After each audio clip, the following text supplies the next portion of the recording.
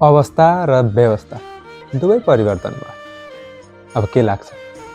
जीवन राम्रो हुँदै जान्छ, जीवनमा सधैँभरि खुसी मात्र आउँछ।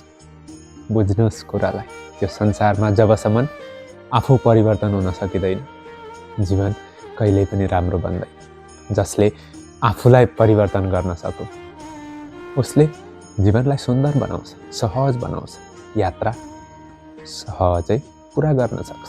त्यसैले सबैभन्दा पहिला आफूलाई परिवर्तन गर्ने कोसिस गर्नुहोस्, आफ्नो सोचलाई परिवर्तन गर्नुहोस्। जबसम्म सोच परिवर्तन हुँदैन नि यी बाहिरी कुरा जतिसुकै परिवर्तन हुन् हाम्रो जीवनमा कुनै पनि असर गर्दैन, कुनै पनि किसिमको परिवर्तन आउँदैन।